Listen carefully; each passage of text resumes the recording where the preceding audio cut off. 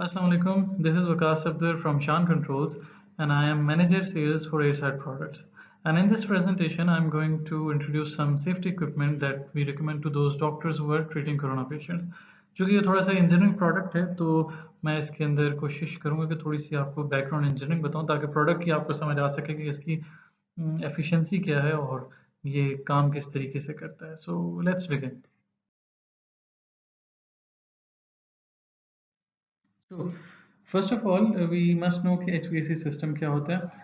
In very simpler words I would say कि किसी भी बिल्डिंग के अंदर जितनी भी बिल्डिंग्स हमारे इर्द गिर्द एग्जिस्ट करती हैं, shopping malls, universities, hospitals, pharmaceuticals, इन तमाम बिल्डिंग्स के अंदर देर इज़ अ सिस्टम जिसको हम centralise heating and cooling system भी कह सकते हैं, वो एग्जिस्ट करता है और इसी सिस्टम को हम HVAC सिस्टम कहते हैं. It is a very complex system, but इसका अगर मैं एक दो लाइंस में इसका पर्पस और इसका फंक्शन बताना चाहूँ तो आई वुड से कि HVAC सिस्टम का मकसद ये होता है कि जो एग्जिस्टिंग एयर होती है उस बिल्डिंग की, उसके अंदर की, ये उसको हीट और कूल करता है.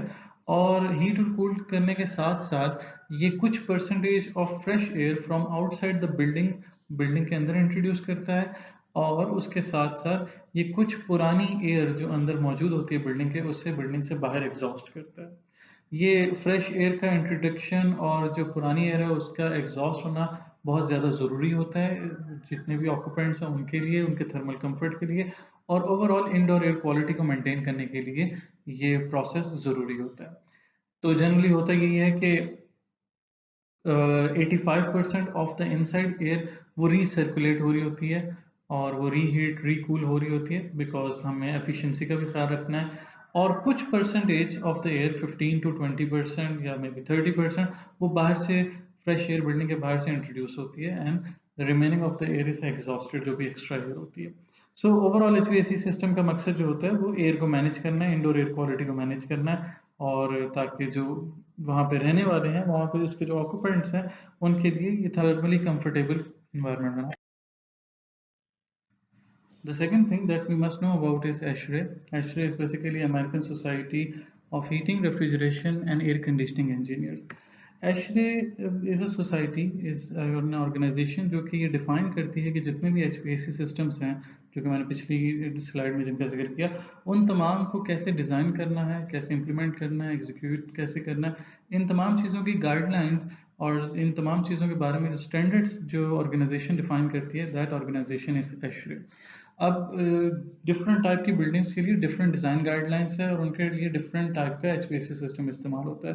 फॉर एग्जांपल जो एक शॉपिंग मॉल के लिए HVAC सिस्टम डिज़ाइन होगा वो टोटली डिफरेंट होगा from an HVAC system which is been design for a pharmaceutical के अंदर आपके पास ज़्यादा क्रिटिकल इन्वायरमेंट होती है, ज़्यादा पैरामीटर्स को कंट्रोल करना होता है.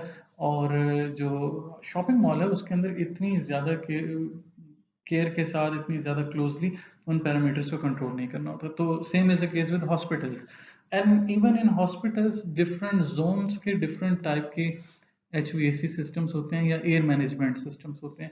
एक OT के लिए डिफरेंट सिस्टम होगा, एक बर्न सेंटर के लिए डिफरेंट होगा और एक आइसोलेशन रूम के लिए थोड़ा सा डिफरेंट एयर मैनेजमेंट की तरीका होगा. सो ASHRAE is that body which defines कि किस इन्वायरमेंट में क्या करना है और कैसे करना है.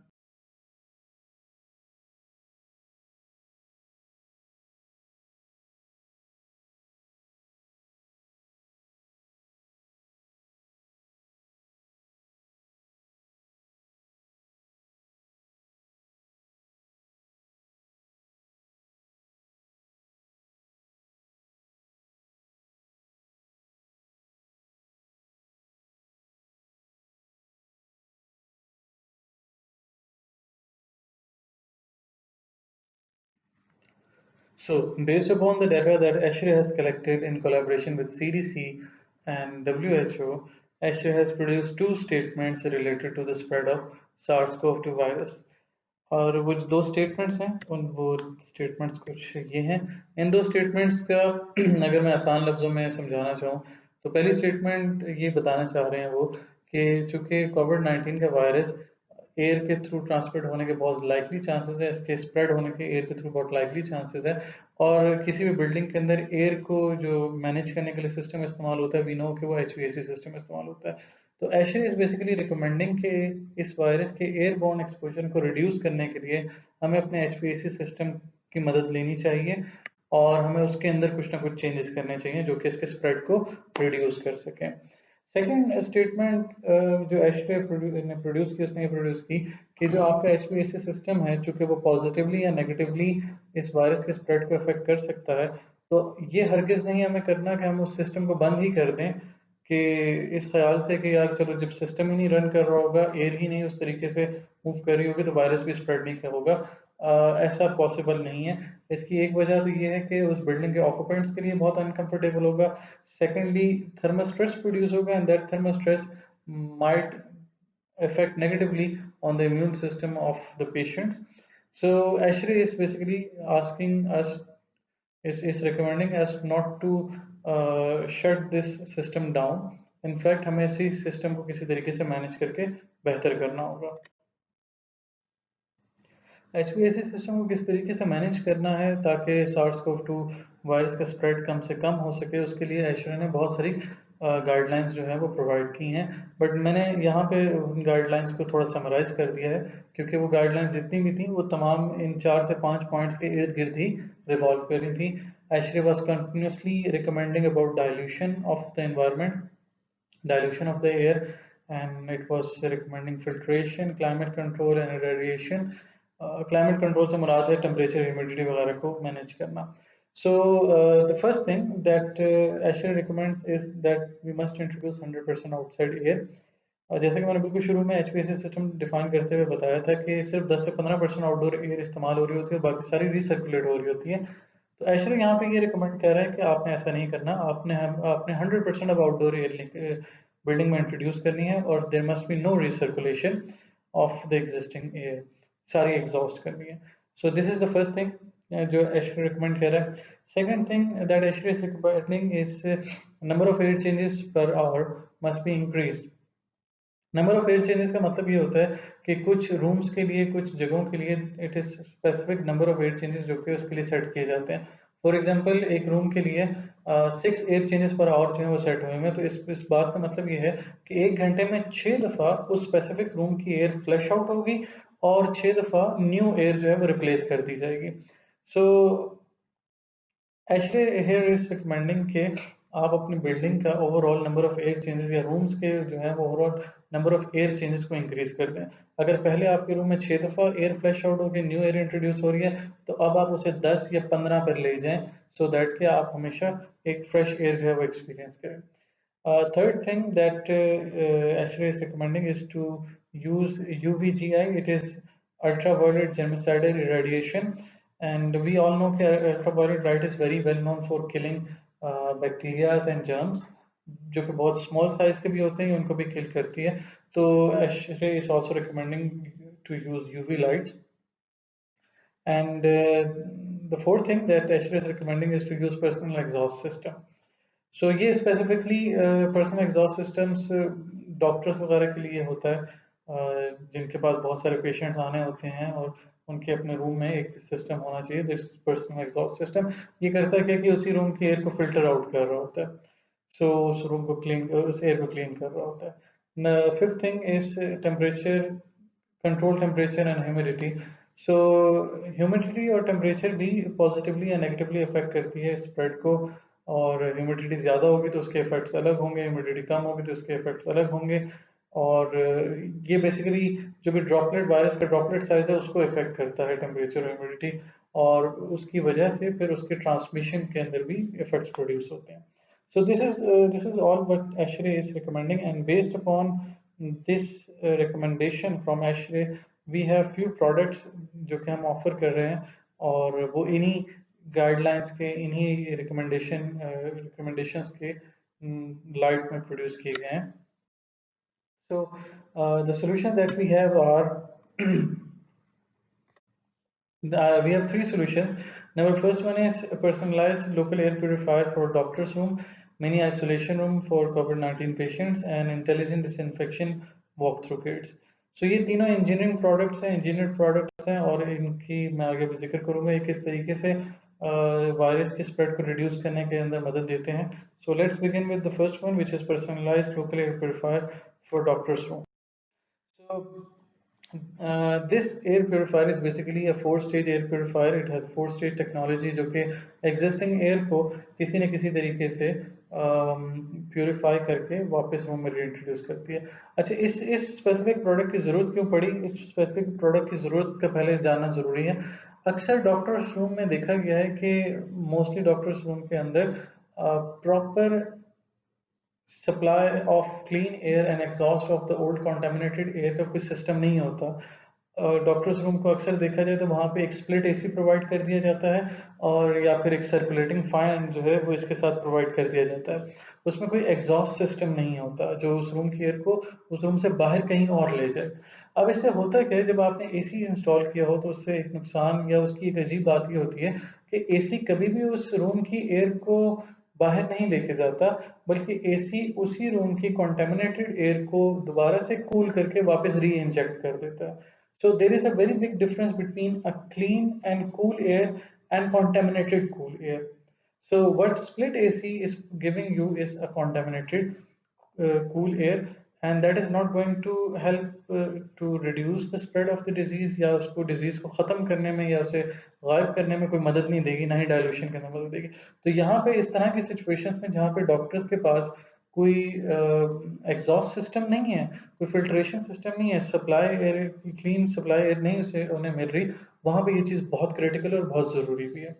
So it is something like this, ये इस तरह की डिवाइस है और ये मोस्टली डॉक्टर्स की सीट के पीछे या उसके इर्द गिर्द कहीं पे मौजूद रखी जा सकती है। It is a portable device, you can move it to anywhere.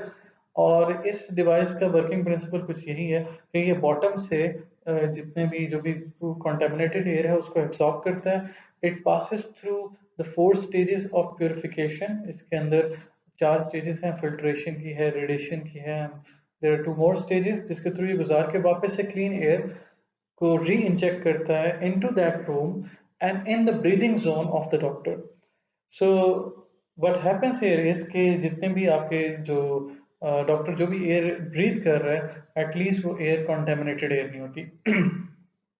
यहाँ पे एक और चीज़ का जिक्र कर दूं कि जो मास्क हम सर्जिकल मास्क मोस्टली हम इस्तेमाल करते हैं, सर्जिकल मास्क का इफेक्टिव होना 100% इफेक्टिव होना बहुत मुश्किल है, क्योंकि उसके अंदर 70% एयर जो है वो तो आपके फ्रंट से जो आपके फ्रंट पे आ रही है वो तो ब्लॉक हो जाती है, but there is 30% of the air जो कि उस मास्क के साइड से वापस जो है वो आपके ब्रीदिंग जोन के अंदर आ जाती है, आप उसे ब्रीथ कर रहे होते हैं। So it might seem promising कि मास्क जो है वो आपके लिए बहुत इफेक्टिव है, but in reality no, they are not that much effective. Virus is moving through air, it is an airborne. तो एयर जहाँ कहीं से भी आपके मुंह में पहुंच रही है, आपके चेहरे तक पहुंच रही है, वायरस भी उसी तरीकों से आप तक पहुंच रहा है। तो ये चीज़ अज्यूम कर लेना कि सर्जिकल मास्क 2-3 आप लगा लेंगे तो उससे बचत हो जाएगी। जो फ्रंट साइड से आपके पास एयर आप ब्रीथ कर रहे हैं उसमें तो शायद फिल्ट्रेशन हो जाए, बट जो साइड वाइज जो ओपनिंग्स हैं उनके थ्रू अगर ब्रीदिंग हो रही है, उनके थ्रू एयर अगर इंट्रोड्यूस हो रही है, तो देयर इज़ अ चांस कि वायरस वहाँ से भी इंटर हो सके। K95 मास्क भी क्या कहते हैं उसे 95% जो है वो इफेक्टिव है, प्रोवाइडेड दैट कि वो प्रॉपरली आपके फेस को सील आउट करते हैं। So in such situations, this device, which is providing you 100% clean air, and it is more efficient than the mask is recommended. सो इसका कुछ वर्किंग प्रिंसिपल मैं आपको समझा देता हूँ कि इसके वर्किंग प्रिंसिपल क्या है। इसमें जो 4 स्टेजेस की बात हुई उसमें पहली स्टेज फिल्ट्रेशन की है, फिर यूवी रेडिएशन की है, and then that filtered air is again reintroduced into the room. और कुछ छोटी सी एनिमेशन इससे related. So for example we have this situation where generally आपके पास जो रूम की एयर है वो कंटेमिनेटेड है, कोई सप्लाई ऑफ न्यू एयर और exhaust of the contaminated air का कोई कॉन्सेप्ट नहीं है, कोई मैकेनिज्म नहीं है। तो वो जो एयर रूम के अंदर है वो वहीं पे है और वो स्टेगनेंट है और कंटामिनेटेड है, and that same air is the air which this doctor is breathing. And if we move to this device, if you use this device, तो ये डिवाइस क्या करेगी, ये तमाम कंटामिनेटेड एयर को सक करेगी और क्लीन एयर को वापस ब्रीदिंग जोन में री इंसर्ट करेगी, री इंजेक्ट करेगी। So this is how it works. Second solution that we have is of mini isolation room. Mini isolation room की ज़रूरत क्यों पड़ी, क्या चीज़ है ये, उसको पहले मैं समझाता हूँ। आइसोलेशन रूम का मकसद ये होता है कि उस रूम में मौजूद पेशेंट जो है उसका डिजीज़ उस रूम से बाहर ना जाए। आइसोलेशन रूम के अंदर प्रेशर्स को, एयर को इस तरीके से मैनेज किया जाता है कि एयर हमेशा बाहर से अंदर की तरफ मूव करती है, कभी भी अंदर से बाहर की तरफ मूव नहीं करती। इस वजह से आइसोलेशन रूम्स बड़े क्रिटिकल होते हैं किसी भी हॉस्पिटल के अंदर, लेकिन हर रूम आइसोलेशन रूम नहीं होता। और जिस तरह की आजकल की सिचुएशंस चल रही हैं जहाँ पे बहुत ज़्यादा पेशेंट्स का फ्लो है हॉस्पिटल्स के अंदर, और बहुत सारे पेशेंट्स जो हैं वो एडमिट हो रहे हैं कोरोना के उसके अंदर, और बहुत से इस तरह के पेशेंट्स जिनके ऊपर हमें शक है कि यार ये कोरोना हो भी सकता है और नहीं भी हो सकता। तो इस तरह के पेशेंट्स को आइसोलेशन रूम्स में रखना बड़ा ज़रूरी है। अब मसला ये है कि आइसोलेशन रूम्स किसी भी हॉस्पिटल के अंदर बहुत ज़्यादा आइसोलेशन रूम्स नहीं होते। What practice right now is going on is basically कि जो पेशेंट्स हैं वो कोरोना है या नहीं है, उन्हें आम पेशेंट रूम्स में रखा जा रहा है और आम पेशेंट रूम्स में रखने के लिए शायद ये एक स्ट्रेटजी इस्तेमाल की जाए कि बेड्स जो हैं वो ज़्यादा दूर दूर रखे जाए। बट बात यही है कि जितने भी पेशेंट्स हैं वो तमाम के तमाम वही कॉन्टेमिनेटेड एयर जो है वो ब्रीथ कर रहे हैं जो उधर मौजूद है। ठीक है। अच्छा, अब इसकी वजह से होता ये है कि ओवरऑल सबका रिकवरी रेट, जितने भी पेशेंट्स हैं उन सबका रिकवरी रेट रिड्यूस हो जाता है। So what we recommend is कि आप मिनी आइसोलेशन रूम्स इस्तेमाल करें। मिनी आइसोलेशन रूम्स की वजह से होगा ये कि पहले मैं ये दिखा देता हूँ कि होता किस तरीके की, ये इस तरह की चीज़ है। ये mini isolation room it is, इसकी रेडियस सिर्फ बेड के अक्रॉस ही है। That's why it is said mini isolation room. तो ये क्या करता है, एक कर्टन है और कर्टन के अंदर वही लोकल एयर प्योरीफायर जो कि मैंने पिछली प्रोडक्ट अपनी डिफाइन की, वही इसके अंदर इस्तेमाल हो सकता है। मैकेनिज्म सिंपल है। ये इस कर्टन और इस आइसोलेटेड एनवायरनमेंट के अंदर जितनी भी कॉन्टेमिनेटेड एयर है उसको एब्जॉर्ब करेगा, उसे सक करेगा, फिल्टर करके न्यू एयर और फ्रेश एयर जो है वो री इंट्रोड्यूस कर देगा। इसके फायदे, इस जो मिनी आइसोलेशन रूम है उसके फ़ायदे जो मुझे नज़र आए पर्सनली, वो ये फ़ील हुआ कि जहाँ पे आप बहुत कम बेड्स इस्तेमाल कर रहे थे, सोशल डिस्टेंसिंग को मेंटेन रख रहे थे, वहाँ पे अब आप अगर मिनी आइसोलेशन रूम्स इस्तेमाल करेंगे, बेड्स इस्तेमाल करेंगे, तो आप वहाँ पे आप ज़्यादा पेशेंट्स को जो है वो रख सकते हैं, ज़्यादा लोग जो है वहाँ पे आ सकते हैं। चूँकि दूसरी बात ये, चूँकि ये एक आइसोलेशन एनवायरनमेंट क्रिएट करता है फॉर ईच स्पेसिफिक पेशेंट, तो क्रॉस कंटेमिनेशन के चांसेस जो हैं वो ज़ीरो हो जाते हैं। और इसकी वजह से, इसी की वजह से किसी दूसरे डॉक्टर का इन्फेक्ट होना जो कि इन पेशेंट्स को ट्रीट कर रहा है वो रिड्यूस हो जाता है, वो ज़ीरो हो जाता है। And the last thing is कि ये पोर्टेबल सिस्टम है, तो आप इस सिस्टम को कहीं पे भी इंस्टॉल कर सकते हैं। आप इसको इमरजेंसी की, बहुत ही इमरजेंसी की सिचुएशन हो तो आप इसको कॉरिडोर्स में भी जो है वो इंस्टॉल कर सकते हैं, आप इसको हॉल्स में भी कर सकते हैं install. And you can move it to anywhere जहाँ भी आपके पास इलेक्ट्रिकल सॉकेट मौजूद है, जहाँ पे आपके पास पावर सप्लाई मौजूद है, आप इस सिस्टम को वहाँ पे ले जा सकते हैं। सो दिस इज वन टाइप। इसके अंदर दो से तीन टाइप्स और भी हैं जो कि मैं अभी आगे एक्सप्लेन करूंगा, but first let me explain the point. For example, if you have situation जहाँ पे आपने फिल वक्त पेशेंट्स को बहुत दूर दूर रखा हुआ है to maintain distancing between them, and for example if you can place just 4 patients in such situation, but if you use mini isolation rooms you can place these beds very close to each other, कोई cross contamination का chance नहीं होगा। हर patient को उसके immune system के मुताबिक उसका recovery rate बेहतर होगा क्योंकि क्रॉस कंटामिनेशन नहीं है। जो डॉक्टर्स इनको अटेंड करने आ रहे हैं वो भी सेफ हैं क्योंकि दे आर श्योर कि वो जिस एयर के अंदर जा रहे हैं, जो ब्रीथिंग जोन के अंदर जिसमें वो जा रहे हैं, वो क्लीन एयर है। So this is this is another small illustration of the effect जब आप आइसोलेशन, मिनी आइसोलेशन रूम नहीं इस्तेमाल कर रहे हो और जब आप करते हैं तो क्या फ़र्क होता है। दिस इज अ सिचुएशन जो फिल्म स्क्रीन पे नज़र आ रही है। दिस इज सिचुएशन जहाँ पे आप आइसोलेशन रूम इस्तेमाल नहीं करते, and if you use that isolation room, the process and the principle, working principle is same. It will suck all the contaminated air and it will re-inject the same clean air into the room, और जो कि doctors के लिए भी safe है और उसके लिए भी, पेशेंट के लिए भी सेफ है, उसका रिकवरी रेट कम से कम बेहतर हो रहा है। सो दिस इज एक ये हमारे पास मॉडल है जो कि किसी भी बेड के पीछे रखा जा सकता है, साइड पे रखा जा सकता है, मूव किया जा सकता है। And then there is another model और जो कि सेम प्रिंसिपल पे वर्क कर रहा है बट वो सीलिंग माउंटेड है, उसके बारे में जिक्र करता हूँ।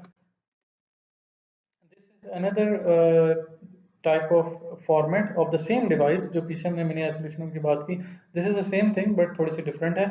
और इसके अंदर ये है कि किसी भी बेड के डायरेक्टली ऊपर जो है वो लग जाती है। अगर आपके पास पीछे जगह नहीं है और आपके पास छत के साथ हैंग करने के लिए फैसिलिटी या चीज़ मौजूद है तो आप इसे इस तरीके से भी कर सकते हो। तो we have 3 to 4 different formats of the same product. Working principle दोनों का सेम है और डिपेंड करता है सिचुएशन टू सिचुएशन, डिपेंड करता है कुछ लोगों के लिए, कुछ लोगों को 100% पोर्टेबल सिस्टम चाहिए होता है, कुछ लोगों को फिक्स सिस्टम चाहिए होता है depending upon the situation. Okay, so the third solution that we are going to offer is intelligent disinfection walkthrough gates. So these walkthrough gates are much different from the walkthrough gates that we are seeing today in the market. जो existing walkthrough gates हैं उनके अंदर एक बहुत बड़ी problem उनका spring mechanism है। वो स्प्रिंग मैकेनिज्म बहुत इनएफिशिएंट है क्योंकि वो 3-4 जगहों से डिसइंफेक्टेंट स्प्रे करता है और मोस्टली जो डिसइंफेक्टेंट है वो कपड़ों के ऊपर जो है एब्जॉर्ब हो जाता है। और जो मेन सोर्स ऑफ ट्रांसमिशन है वो इस वायरस का वो आपके हाथ हैं। इन हाथों की क्लीनिंग के लिए कुछ इस तरह का मैकेनिज्म नहीं मौजूद। सो जो डिसइंफेक्शन किट हम प्रोवाइड करें वो 3 डिफरेंट मेथड इस्तेमाल करते हैं डिसइंफेक्शन के। सबसे पहले इसके अंदर यूवी लाइट यूवी मॉड्यूल है जो कि यूवी लाइट इस्तेमाल करता है जर्म्स किलिंग के लिए। याद रहे कि ये नॉर्मल यूवी लाइट नहीं है, यूवी लाइट है सी कैटेगरी की। और सी कैटेगरी के अंदर भी बहुत सारी वेवलेंथ्स हैं जिसके अंदर there is one specific wavelength, 1 or 2 specific wavelength जो कि ह्यूमंस के लिए सेफ है। अदरवाइज आप उस सी कैटेगरी की दूसरी वेवलेंथ्स को इस्तेमाल करेंगे तो वो आपके स्किन सेल्स को डैमेज कर सकती हैं, वो आपके आईज को डैमेज कर सकती हैं। तो आप हर लाइट यूवी लाइट इसमें इस्तेमाल नहीं कर सकते। अच्छा, second it has a plasma steriliser technology. Third जो है इसके अंदर बिल्ट इन हैंड वॉशर है। और फोर्थ इसके अंदर ये है कि इसके अंदर 24 पॉइंट स्मोक स्प्रे है। और स्मोक स्प्रे से क्या होता है कि जब डिसइंफेक्टेंट स्प्रे किया जाता है तो वो एक क्लाउड लाइक इन्वायरमेंट बनाएगा जिसके थ्रू जो है वो बंदा जब गुजरेगा तो उसका जो एक्सपोजर है वो 720 डिग्री एक्सपोजर होगा उसका। ठीक है। So this is one thing which is very important, 720 degree exposure of disinfectant on the human body। और फिर उसके बाद आगे हैंड वॉशर और फिर यूवी लाइट, ये 3 different technologies, 3 different ways of killing bacteria जो है वो इसके अंदर इस्तेमाल हो रहा है। इसके अंदर फोर्थ और बहुत इंपॉर्टेंट चीज़ जो है वो है थर्मल इमेजिंग मॉड्यूल। नॉर्मली जो एग्जिस्टिंग सिनेरियोज में देखा गया है वो ये है कि एक वॉक थ्रू गेट होता है, उसके पीछे जो है दूसरी साइड पर एक सिक्योरिटी गार्ड जो है उसको आपने इंफ्रारेड थर्मोमीटर थमाया होता है और वो जो है हर बंदे का अलग अलग टेम्परेचर चेक कर रहा होता है, इसे पास ऑन होने दे रहा होता है। जो ये वॉक थ्रू गेट है इसके अंदर वो फीचर जो है वो मॉड्यूल जो है वो बिल्ट इन है। So it will send an alarm for specific person जिनका टेम्परेचर सर्टेन रेंज से ज़्यादा होगा। सो this is how it looks like. इसके अंदर यू कैन सी कि इसके अंदर स्प्रिंग पॉइंट्स और इसके अंदर यूवी लाइट्स जो लगी हुई हैं। सो ये top to bottom human height के टॉप टू बॉटम जो है कि ओवरऑल डिसइंफेक्शन प्रोड्यूस कर रहा है।